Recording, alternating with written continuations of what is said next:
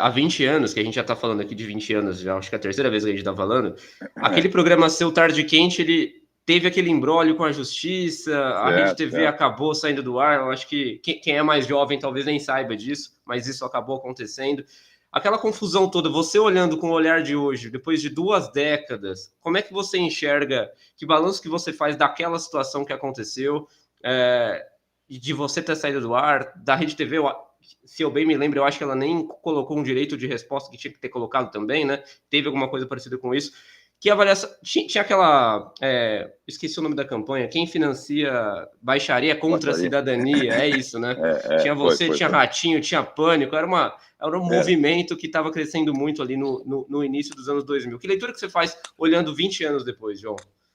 Olha, eu vou dizer para você o seguinte: existe exagero de todas as partes.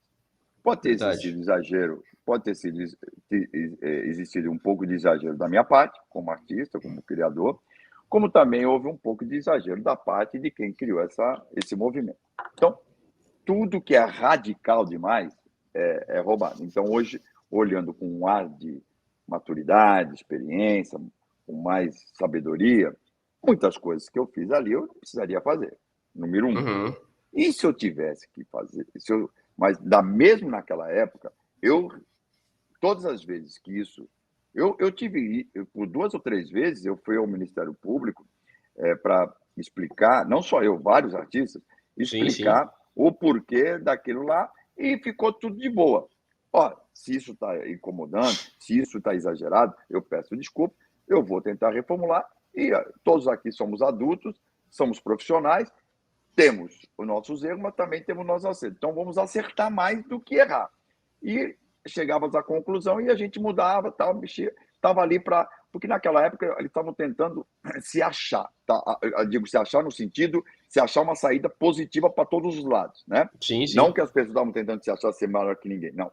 Todos naquela época, seja o Ministério Público, seja a campanha, seja nós, tínhamos que encontrar um caminho para fazer uma coisa bem feita, para que todas as pessoas que estão assistindo não se sentirem ofendidas. Bom, número 1.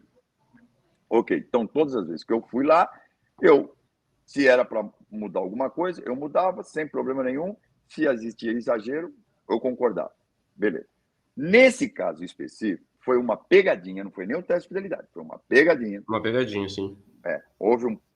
Houve um processo onde a televisão, eu não estava nesse processo, eu não fui, meu nome como artista não foi incluído, só foi incluído o programa, o nome do programa, a pegadinha em si, que era o motivo da ação, e a emissora, óbvio, né?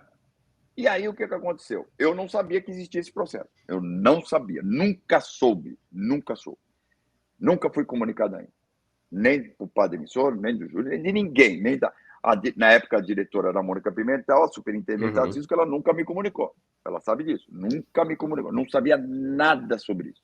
Bom, eu estou fazendo o programa em Portugal, porque eu te falei, ficava 15 dias em Portugal, 15 dias no Brasil. Eu fazia os 2 anos. No dia 14 de novembro de 2005, o programa Teste Fidelidade foi para o ar. O canal aberto, o Tarde Quente, foi para o ar na segunda-feira. O programa Tarde Quente deu uma excelente audiência, maravilhosa, brigando ali por 2º, 3º lugar, no horário. Tinha Cidade Alerta e tudo. O Teste de Fidelidade à noite, o TV na TV, 1º lugar de audiência. Maravilha. E eu em Portugal, 1º lugar de audiência também. Eu estava no hotel, porque eu ficava em hotel. No dia 15, toco o telefone, porque mais tarde, porque lá são 3 horas de diferença nessa época, né? Lá, aqui já é primavera para entrar verão, lá é inverno, vai entrar o inverno. Tá o outono para o inverno.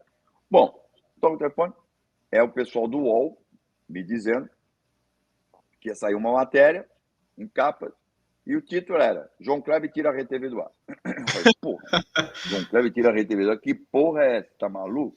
Apertei o botão sem saber. Eu me lembro até na época que foi o Daniel Castro que publicou. E aí eu falei, mas o que eu tirei?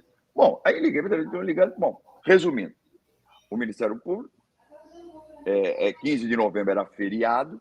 15 de novembro era feriado. Aniversário da Rede TV também, não? Da Rede TV, exatamente. O Ministério aí pegou teve uma juíza lá da época, uma juíza plantonista, né? Eles fizeram ação para tirar a Rede TV do ar. Aí eu fui entender, aí eu pedi para o meu advogado entrar no processo para ver, porque aí depois tornou público, você pode ver. Sim. Pela informação que tinha lá, o processo foi julgado à revelia. O que quer dizer que ninguém foi lá. Alguém não foi. Você entendeu? Porque se eu soubesse, volto a dizer, se eu soubesse que tinha acontecido, e se a Rede TV também soubesse, agora, se a Rede TV não foi, porque alguém não informou a direção, o presidente e o diretor da emissora. Alguém não informou a direção. Alguém não informou, sim. Não sei como. Então, não sei como isso aconteceu. A direção da emissora não sabia, eu não sabia. Como é que a gente ia poder mudar o negócio? Entendeu como é que é? Então, entendi. Se foi julgado a revelia, não quer dizer o seguinte. Julgado a revelia, o que quer dizer? É porque ninguém compareceu e ninguém respondeu sobre aquele processo. Pelo que eu entendi, é isso. Então, foi notificado e ninguém respondeu. Foi notificado e ninguém respondeu. Ele falou, então, vamos meter vamos interditar esse negócio aí. Bom, então, isso é uma coisa. Quer dizer, então, eu botaria o meu advogado para me defender, para tentar saber o que estava acontecendo. Claro. Que é para mudar, eu tenho certeza que a Rede TV também me informaria. João, está acontecendo isso, vai lá, resolve essa parada, vamos ver, vamos junto, entendeu? Não teria problema nenhum. Então, foi isso que aconteceu. Só que aí colocaram o negócio do teto para reformular. Quando eu voltei para o Brasil, conversei com a Mônica, tem que mexer aqui, mexer lá, mexer aqui. Falei, bom, aí mexer também demais não dá. Agora, mudar o teste desse jeito, que nem está no processo. Mas a pegadinha. Bom, resumindo a novela. Eu falei, eu já estava bem também em Portugal, estava satisfeito. A direção da TVI me deu todo o apoio também. A Rede TV também me deu apoio. Tanto a Milka como o Marcelo, a gente sentou, conversou. A Mônica, mas essa conversa foi mais entre eu e o Marcelo e o Amilcar. E tudo bem e tal. Aí eu falei, Amilcar, Marcelo, inclusive, isso foi mais uma conversa minha com o Marcelo, o meu advogado, eu e o Marcelo. Falei, olha, eu tô lá em Portugal, não vou mais, deixa a coisa esfriar, e aí se tiver que voltar um dia a gente volta, se não tiver, a amizade nossa é mesmo, eu tenho um maior carinho pela Rede TV, eles sabem disso. E aí nós resolvemos, por um acordo e amizade, rescindir o contrato, que eu tinha mais um ano de contrato. E aí eu falei, eu vou ficar em Portugal direto. Foi quando eu resolvi mudar de vez para Portugal.